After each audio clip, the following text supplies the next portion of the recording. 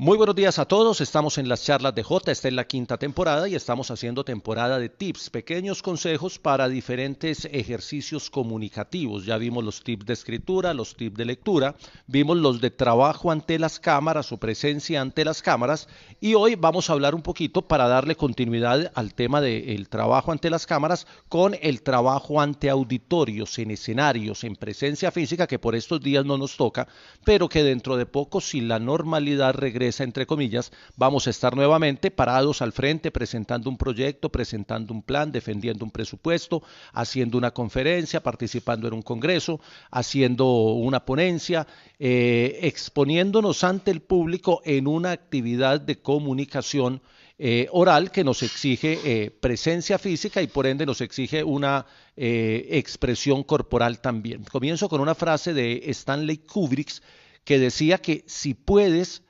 hablar lo suficientemente brillante de un tema ante un auditorio, darás la impresión de que lo dominas. Si puedes hablar brillantemente de un tema ante un auditorio, darás la impresión de que lo dominas. No necesariamente lo dominas, pero yo sí creo que para dar esa impresión hay que tener un dominio del tema del que se está hablando. Pero abro con esa frase para tratar de explicar que Kubrick lo que apunta es a la presencia escénica que hay que darle a cualquier intervención en público para ser creíble.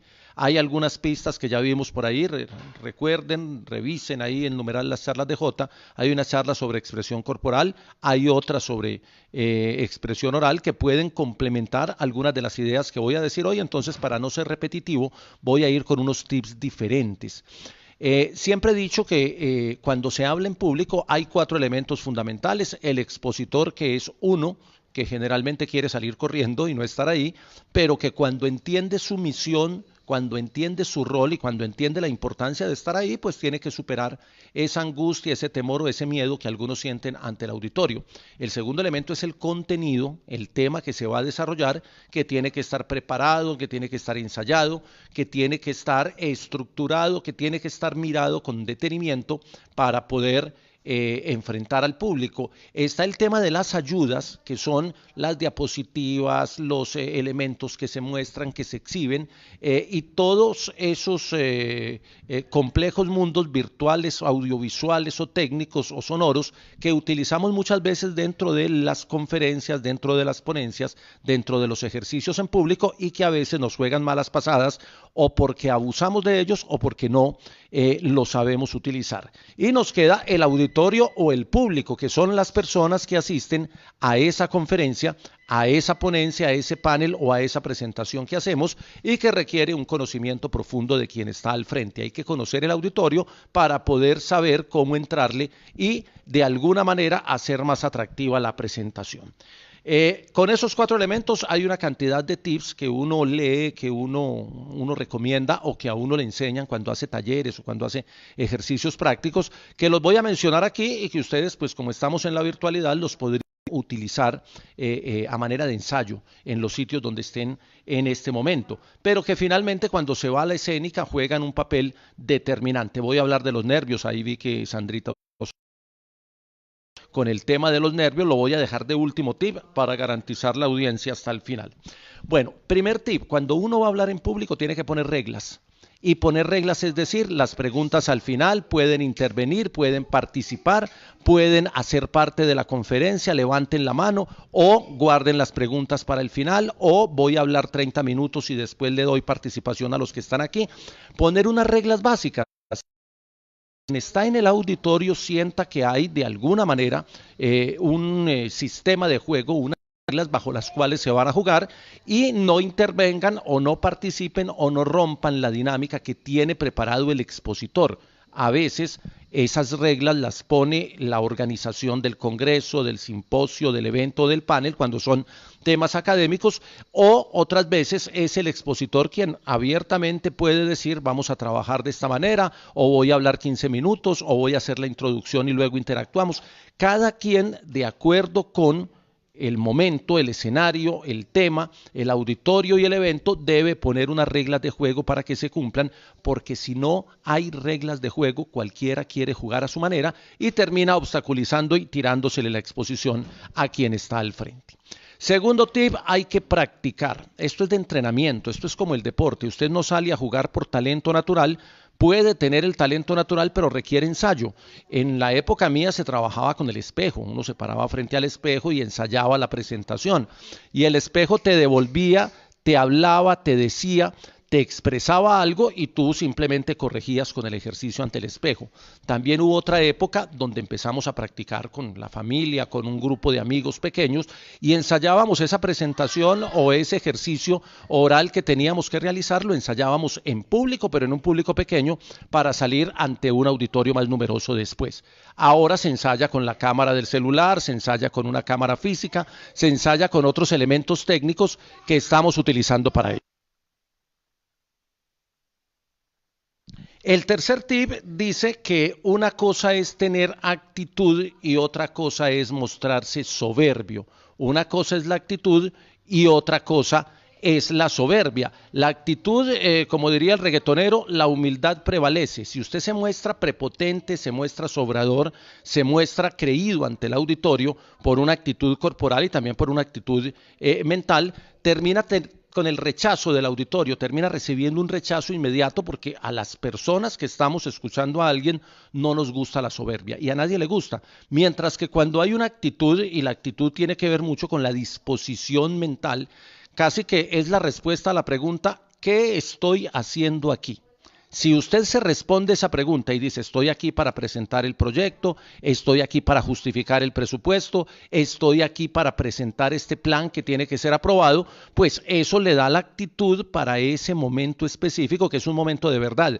Todas las exposiciones ante públicos, así sean públicos pequeños, públicos numerosos, así las exposiciones sean cortas o largas, terminan siendo momentos de verdad para la expresión oral y corporal de cada uno de nosotros. Hay un cuarto tip que es el reconocimiento y ahí me voy a detener un poquito porque cuando hablo de reconocimiento hablo del reconocimiento primero del auditorio, del público. No es lo mismo hacer esta charla que estoy haciendo aquí para un público heterogéneo, pero que ya vamos conociendo porque van apareciendo personas que uno conoce o que fueron exalumnos o que son colegas o que están en el medio o que son profesionales de algunos campos que ya los va viendo uno permanentemente, entonces hay como una afinidad o por lo menos una empatía con quienes están allá. Cuando uno llega a un auditorio desconocido, entre comillas, cuando llegas ante un grupo de médicos, un grupo de abogados, un grupo de ingenieros, que es un auditorio nuevo, hay que tratar de reconocer primero el público, entender quiénes son, cuál es el interés que los trae ahí, si pagaron o no pagaron, si están invitados, si te llevan como expositor principal o si tú estás de expositor inicial, porque en esto también hay teloneros, o también hemos sido teloneros, muchos, que hacemos una exposición para que luego llegue la gran figura internacional y haga la gala central del evento académico, por ejemplo. Entonces usted tiene que reconocer todos esos elementos para tener los pies sobre la tierra y para saberse ubicar en qué situación profesional se encuentra.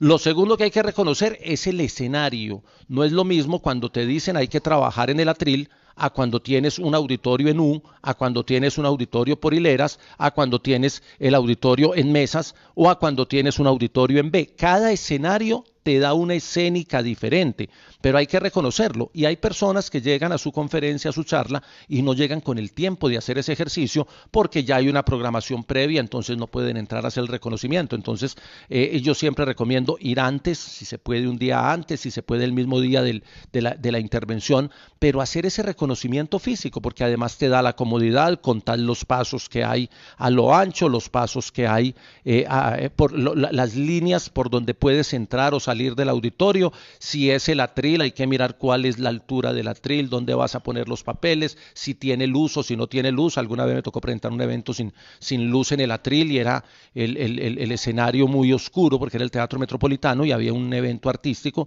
Entonces a veces ese tipo de elementos técnicos y de reconocimiento del escenario, si uno no lo hace, terminan jugándole una mala pasada en el momento de verdad. Entonces, esa es otra recomendación, un tip bien interesante: reconocer el público y reconocer el escenario, reconocer los elementos técnicos. No es lo mismo cuando usted lleva la presentación en el computador suyo que cuando la lleva en una USB y la quiere proyectar en el computador del teatro, del auditorio, que muchas veces tiene otro tipo de programas para rodar los videos o para rodar las diapositivas, y te las desconfigura o no reconoce el tipo de letra y la letra te sale distinta. Ese tipo de reconocimiento hay que hacerlo antes, porque cuando usted llega, eso nos pasa muchas veces a los docentes cuando llegamos a una universidad donde nunca hemos dictado clase, empezamos a jugar con el cable del HDMI, con la programación del televisor, porque muchas veces no tenemos la posibilidad de hacer el reconocimiento del escenario en el que estamos en acción ese día. Hay que hacerlo dentro de lo posible con mucho tiempo, y ojalá sea una práctica constante, porque conocer el escenario y conocer el auditorio te da ayudas importantes para ese momento de verdad. El tip número 5: haga la presentación acorde con los personajes que asisten a ella.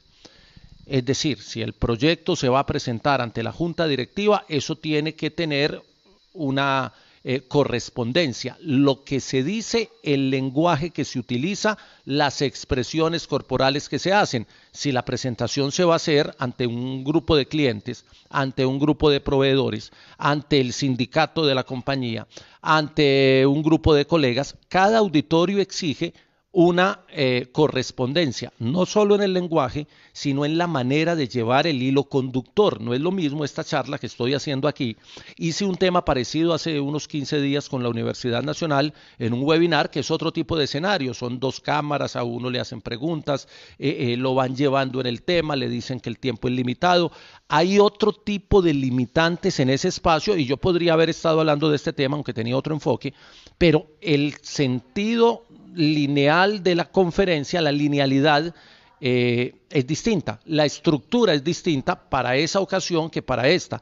Además, porque son escenarios distintos. No es lo mismo hablar por webinar que hablar aquí en una plataforma en Facebook, que es muy distinta porque ofrece otras alternativas. En esa plataforma yo no veía los comentarios. Aquí van apareciendo uno a uno a medida que ustedes van interactuando entre ustedes y a medida que yo puedo leer algún elemento para poder hacer la presentación. Entonces, buscar la correspondencia y tratar de estar acordes entre el lenguaje, entre la corporeidad, hasta la pinta, el vestuario también es determinante para el tipo de ejercicio en el que usted está. No es lo mismo salir a presentar ante el Consejo de Gobierno que salir a presentar ante la comunidad en el pueblo. Son 2 escenarios distintos. En una usted puede ir más informal, en otra le toca un poquito más de formalidad. La ocasión lo amerita, y ese ya es un tema de protocolo, pero lo meto aquí también en el tema de los tips para presentar en diferentes escenarios. Bien, el punto número 6: que la ayuda sea ayuda. La ayuda sea ayuda. Es que el nombre lo define.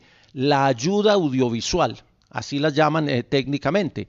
Y si la llamamos así es porque no es la conferencia en pleno, es porque la exposición no está en la ayuda, es porque el contenido no está todo ahí. Es un elemento visual que nos ayuda a hacer la presentación más agradable. Hay personas que llegan a hacer la presentación, la diapositiva no les funciona y quedan bloqueados absolutamente, como si el contenido solo estuviera en la presentación. Eso es demostrar falta de presentación y falta de dominio del tema. Si la diapositiva no está, la conferencia o la charla tiene que estar en el expositor. Si la ayuda no corresponde, pues finalmente la gente termina distraída con la ayuda. Una presentación o una diapositiva o un video con errores de ortografía o con mal sonido o con imágenes que no son bien elaboradas, que están pixeladas o cargadas de texto. La presentación tiene que ser legible, que quien la ve de lejos entienda lo que se dice ahí y la pueda leer fácilmente. Tiene que ser sencilla para que no esté saturada de contenidos y de elementos. Tiene que ser consistente, es decir, tiene que llevar un orden lógico y tiene que ser progresiva. No puede ser una diapositiva en la que usted hable media hora y luego 7 diapositivas para salir rápido del tema. Pasa mucho con algunas personas, y lo he visto en eventos académicos, pero también en clases normales, donde el profesor empieza y muestra las primeras 2 diapositivas o las primeras 3 y luego dice, ay, no tengo tiempo de pasar todo esto, y da clic, clic, clic, clic, clic, pasan 30 diapositivas y se va hasta la diapositiva siguiente. Debería tomarse la tarea de recortar la presentación y adecuarla para que sea consistente con ese momento que va a tener, con esa charla o con esa intervención, porque la ayuda dice mucho del expositor, pero no lo reemplaza. Si la conferencia estuviera toda en la pantalla, pues deje la pantalla que la gente lea y no necesitamos el expositor. Por eso se llama ayuda, porque está ahí simplemente como un soporte. Se puede jugar con ella y ese es un tema de escénica. Uno puede decir, miren en la diapositiva, en el cuarto renglón, el dato que aparece, entonces usted no lee el dato, pone a la gente a leer, los pone en una actitud más activa porque los obliga a mirar a otro lado, pero es un juego con la ayuda para que ella entre a ser protagonista un momentico. Pero si usted se queda dando la espalda al auditorio y mirando la presentación todo el tiempo y leyendo de corrido, pues todo está ahí, mande la diapositiva y no de la conferencia, que no es necesaria su presencia. Muy bien, el punto número 7, tip número 7, el que sabe es usted, no el auditorio. Nadie conoce el libreto, nadie tiene claridad en el contenido, puede que sepan del tema, pero nadie sabe el orden secuencial que usted lleva, la estructura que lleva y el contenido de lo que va a decir. Esa es su gran ventaja. La gran ventaja de uno es que el que conoce la presentación es uno, entonces si se le olvida un dato, si se le pasa un tema, si se salta algo importante que no dijo, usted puede retomar con naturalidad y no tiene por qué inquietarse, asustarse porque se pasó algo, porque finalmente los que están allá no saben y ellos reciben lo que usted ofrezca como contenido y creen que ese es el orden natural, a no ser de que usted diga, ay, se me olvidó, se me pasó, qué pena, me perdí. Si usted da todas esas pistas, pierde la autoridad ante el auditorio y el auditorio va a entender que usted no estaba preparado para eso. Hay 2 leyes que las han trabajado algunos teóricos que las llaman la ley de la primacía y la ley de la recencia. Ley de la primacía y ley de la recencia, esos son nombres técnicos que a veces confunden. Cómo entrar y cómo salir. Cómo entrar, con qué aparezco al principio, una frase célebre, un chiste, un dato que de pronto nadie tenga, una cita textual, una pregunta que abra, un ejemplo, un caso específico. ¿Con qué empiezo para captar la atención y con qué salgo para dejarlos pensando? Para que el cierre de la exposición sea tan exitosa como la entrada. Y ya lo otro es cómo mantengo el hilo conductor y cómo mantengo la atención del auditorio con la conferencia que estoy haciendo. Ley, anótenlo por ahí que ese es nuevo, no lo había leído hasta hace poquito.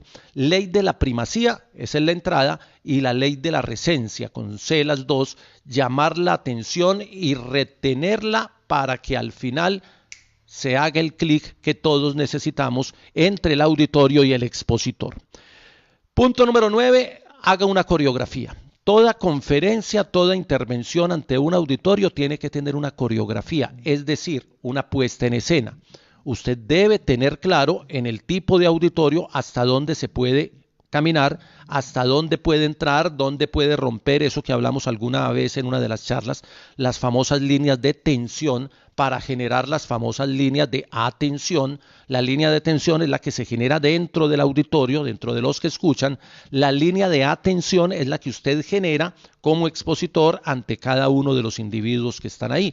Y hay que romper las de tensión con atención. Es un ejercicio de coreografía, de cómo me dispongo en el escenario, en qué momento señalo la diapositiva, en qué momento camino, en qué momento me quedo quieto, en qué momento hago desplazamientos largos o en qué momento hago desplazamientos cortos, hacia qué lado del auditorio me recargo, dónde están las personas más inquietas del colectivo, del grupo, del auditorio, dónde están los elementos de decisión. Cuando usted está haciendo una exposición de un proyecto, obviamente está toda la junta directiva, pero hay alguien que toma la decisión, que es el gerente, el presidente de la compañía. Entonces usted tiene que generar una línea de atención más fuerte con la persona que está a cargo de las decisiones. Usted tiene que impresionar más a esa persona que a las otras. Debe distribuir la atención, pero debe generar una línea de atención particular con esa persona, que a veces se logra no con el desplazamiento, sino con la manera como usted señala con la mano o con el pie a esa persona que toma la decisión.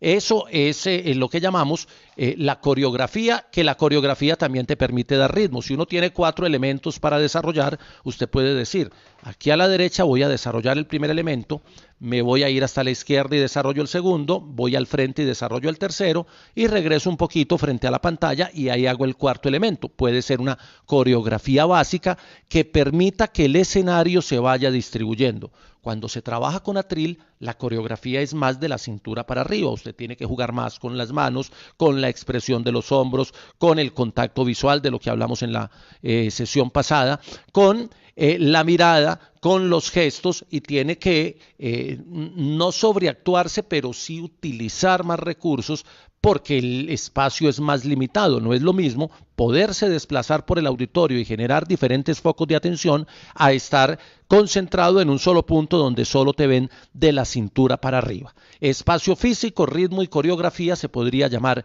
ese siguiente tip. Vamos con el número 10. Hable con el cuerpo, administre sus silencios y utilice las pausas. Hable con el cuerpo. Cuando las personas salen en público, esconden las manos, y cuando esconden las manos están escondiendo algo, y generalmente están escondiendo momentos de tensión internos, situaciones de descuadre interior que se reflejan porque usted se esconde.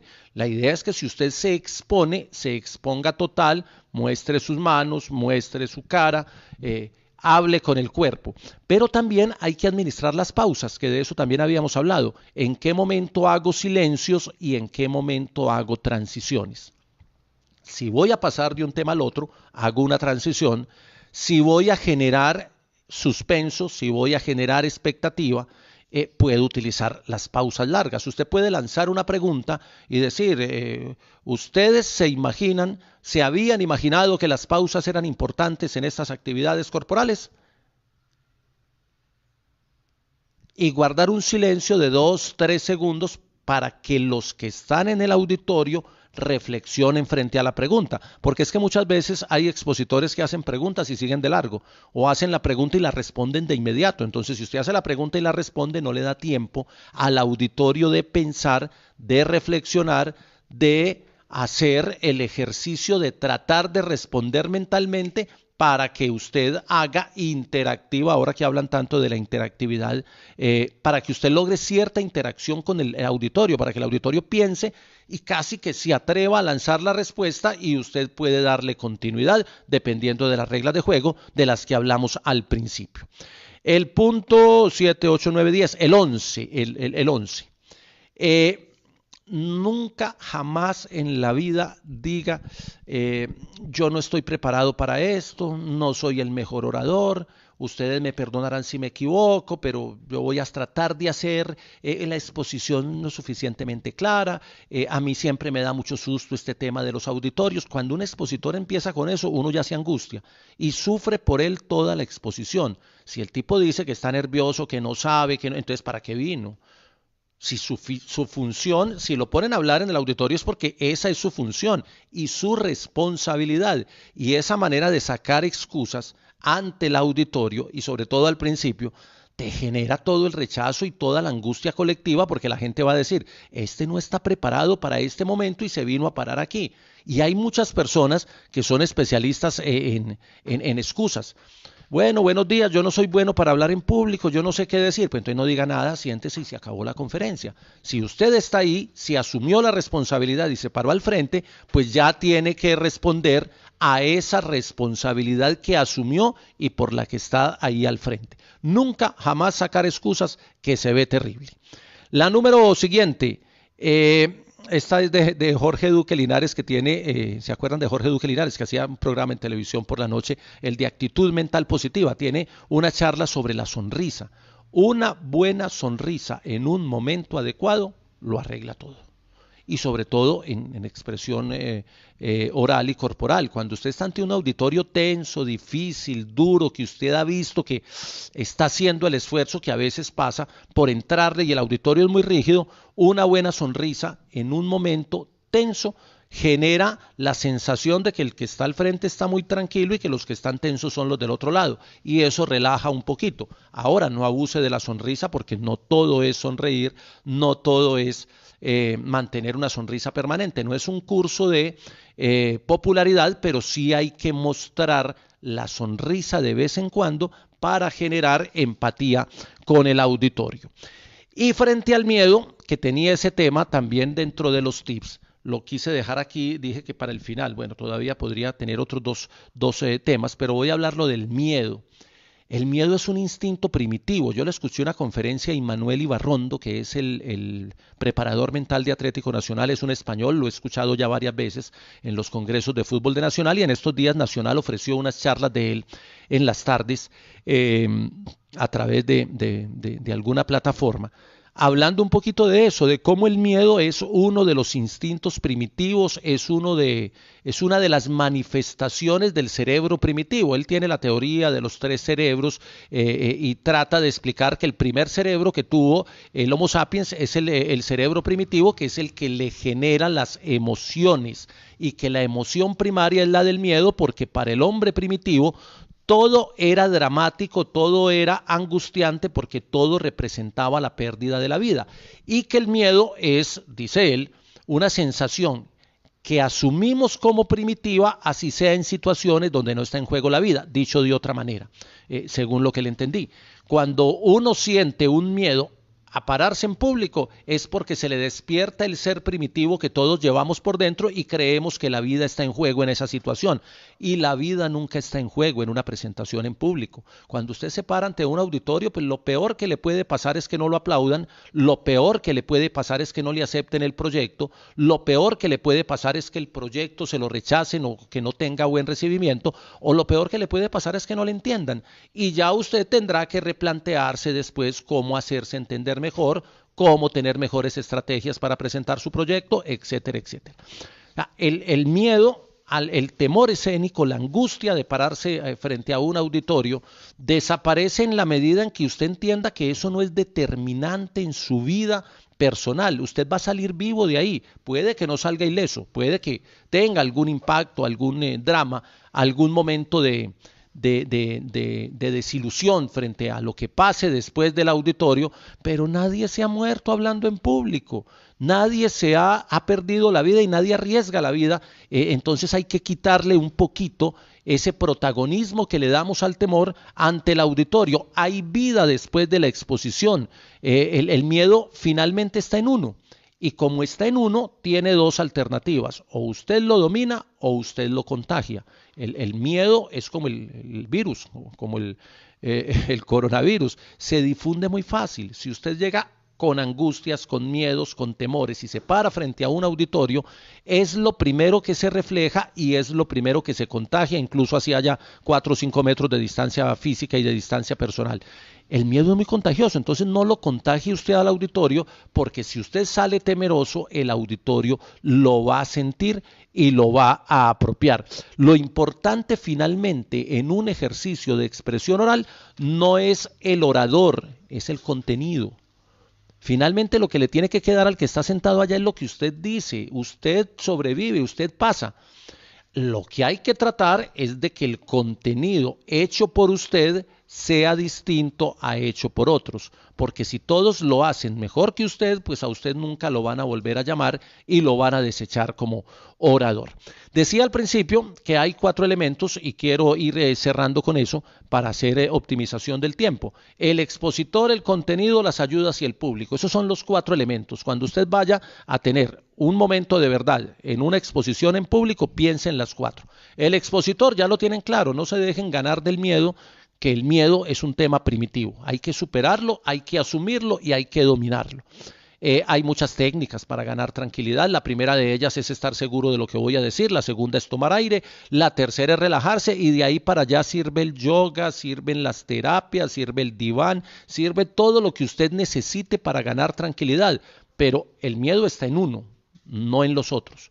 Y el miedo se genera en uno porque los otros están allá. Entonces, si es un asunto que tengo que resolver conmigo mismo, traten de resolverlo rápido porque se quedan toda la vida con temor a salir al público y se pierden oportunidades laborales o oportunidades de trascender en el mundo laboral.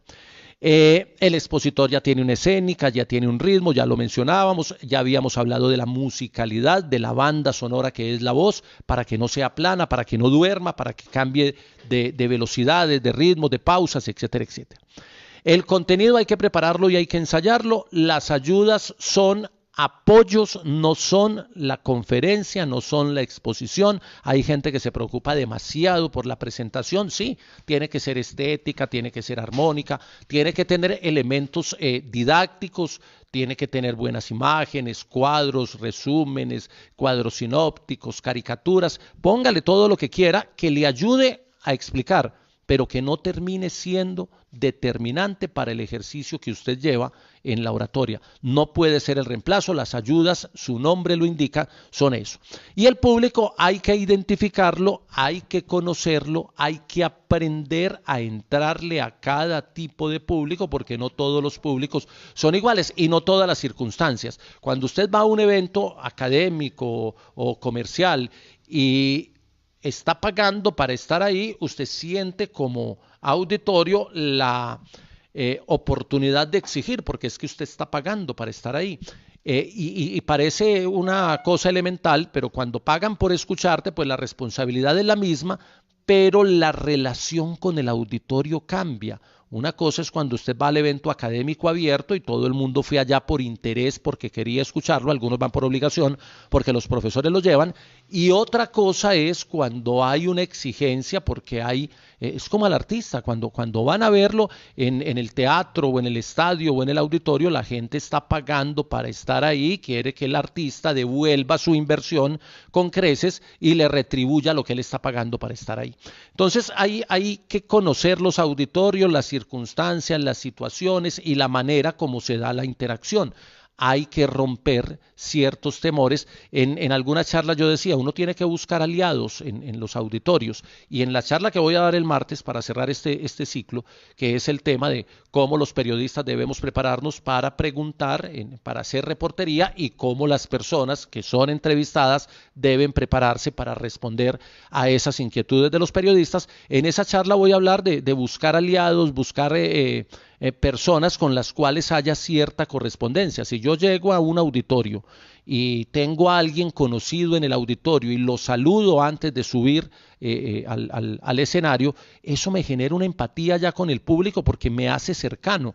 Es que una de las cuestiones que tiene la expresión oral en auditorios es que cuando usted está en un lado, arriba en el auditorio, y el público está al otro, se genera lo que llamarían ahora un distanciamiento social, un distanciamiento físico, donde hay roles diferentes. Y si usted no asume el rol y no lo domina y no genera esa posibilidad de entrarle a quien está en otra actitud, pues finalmente termina fracasando y se han perdido grandes proyectos, se han perdido grandes ideas, se han perdido grandes desarrollos conceptuales, no porque no lo sepan, sino porque no lo saben contar. Termino con lo de la sesión anterior, cuando dije que a uno no le pagan por saberse el cuento, sino por saberlo echar, y ese de alguna manera es un hilo, una idea que nos permite pensar cuando vamos a salir ante un auditorio. A usted le pagan es por saber contar lo que va a decir allá.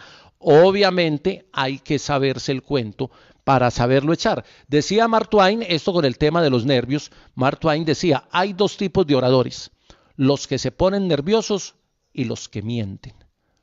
Es decir, todos hemos sentido ese temor escénico, el tensionadito bacano del que hablaba René, que luego lo apropió Bolillo, esa tensión que genera el espectáculo y el público, siempre lo vamos a sentir.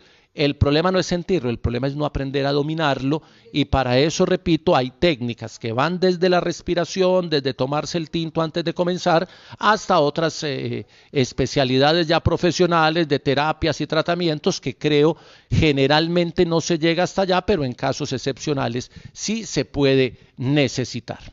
Cumplimos los 35 minutos de presentación. Mientras ustedes colocan ahí sus inquietudes o sus comentarios, yo voy a buscar el libreto que lo reduje hoy.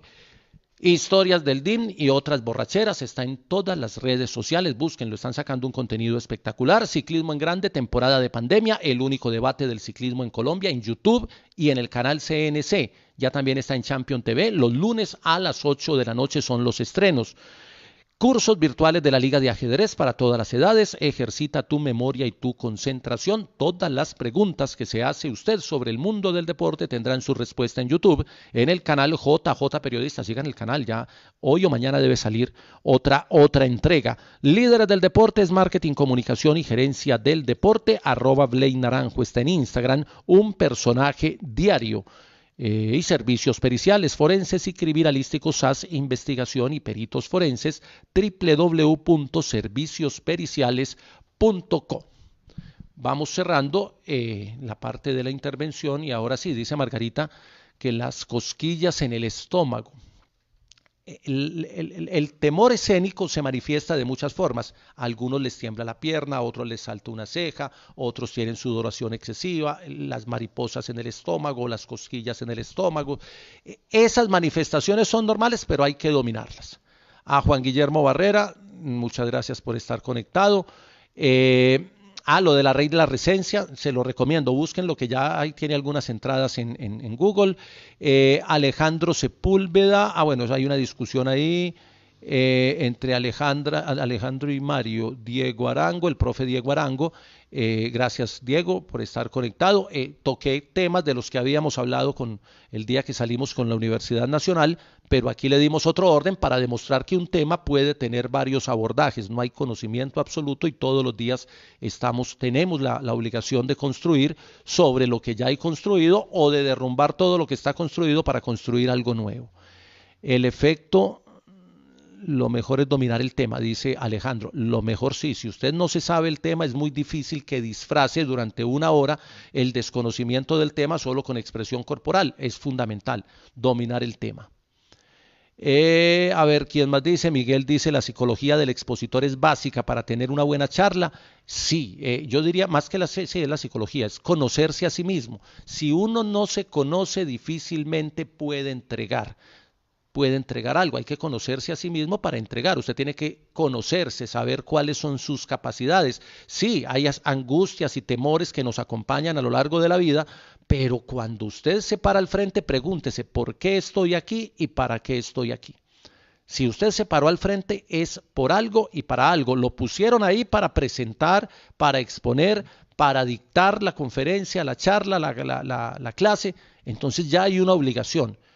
Y si hay una obligación, hay una responsabilidad que no se puede eludir. Hay dos caminos, recuerden que con eso empecé: o salgo corriendo y no digo nada, o afronto el auditorio y hago mi mejor papel, que esa es como una recomendación que hacen los artistas, que los artistas también, los de teatro dicen, el teatro cuando uno sale a la primera escena siempre le genera tensión, pero hay dos salidas: o salgo corriendo o hago mi mejor papel, y lo mejor es lo segundo, creo yo.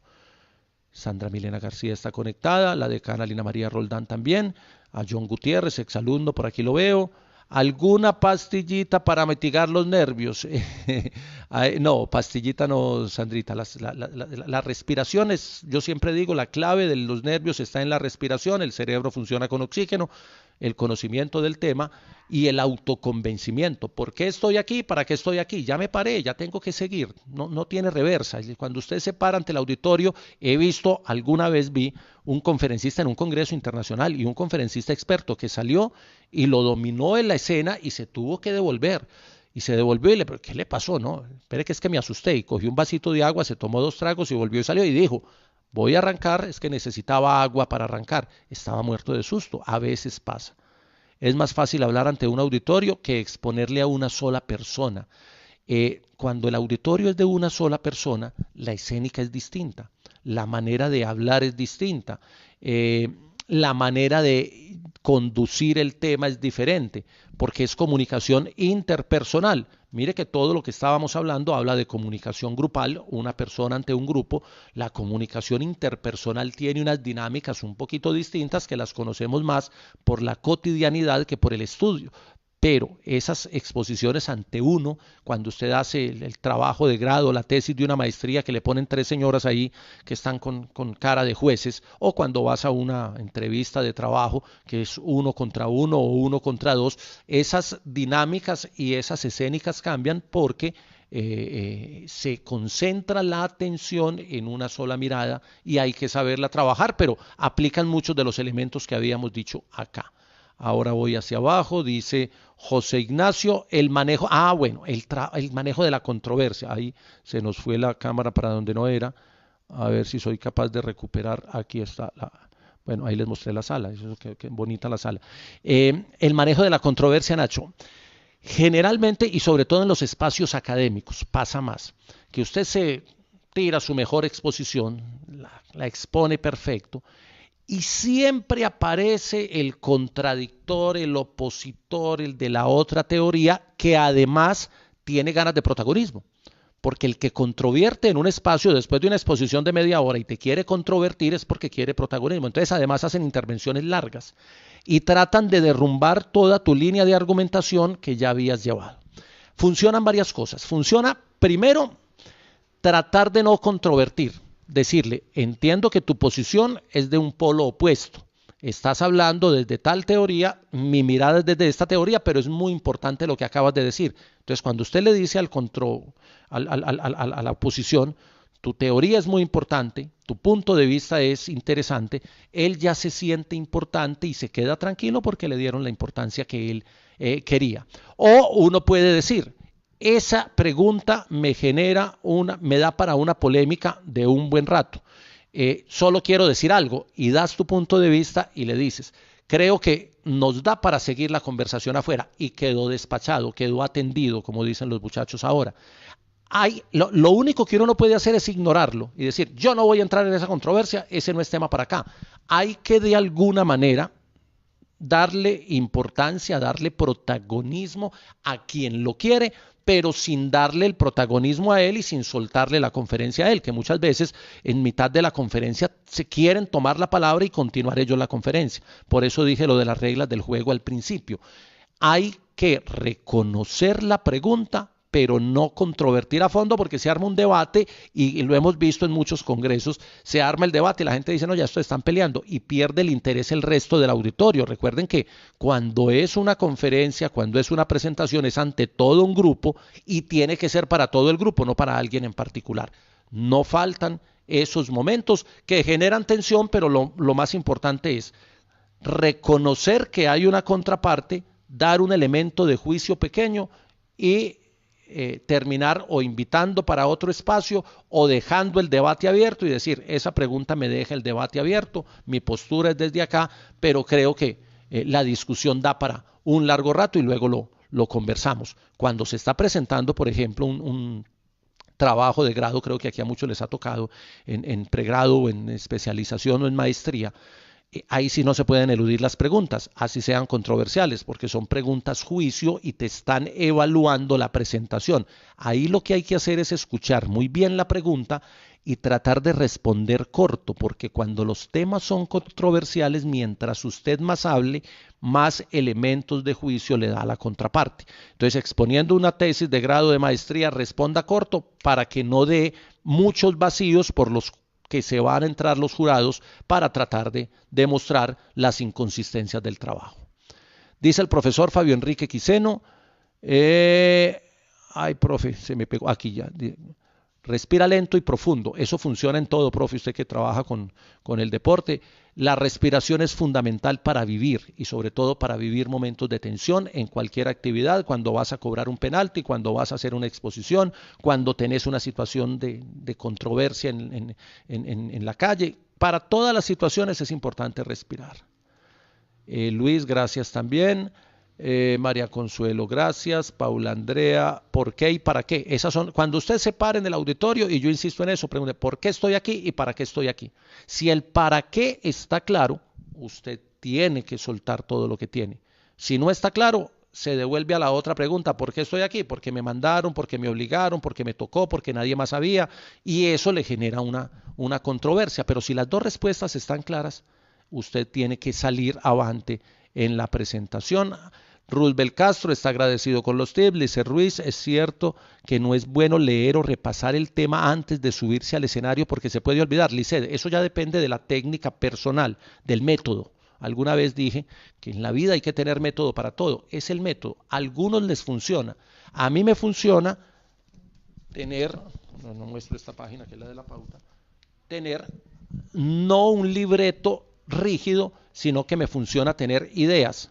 Entonces yo tengo los tips, por ejemplo, tengo, bueno, es que esta es de otra charla, ahí me perdí. Dice tip contacto visual, ese es de la charla pasada.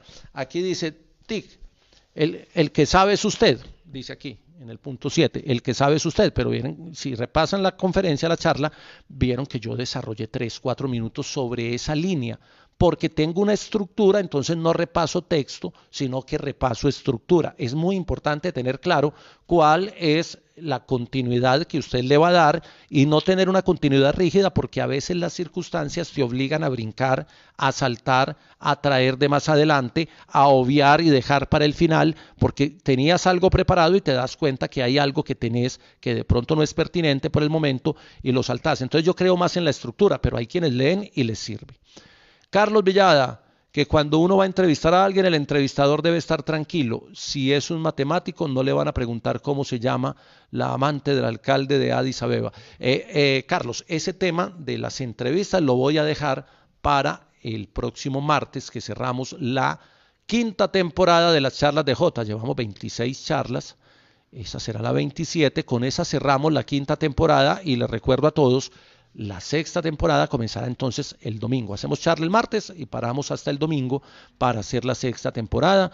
Gracias a Karen, que también está conectada, a Mario, bueno, a todos. Creo que ya, si obvié alguna pregunta, trato de responderlas después todos. A ver, dice, la mejor manera de motivar a un auditorio es actuar con él. Los auditorios son complejos siempre porque siempre son distintos. Incluso cuando alguien es profesor de un curso regular, el aula, el salón de clase tiene un ambiente distinto en cada ocasión por las circunstancias externas.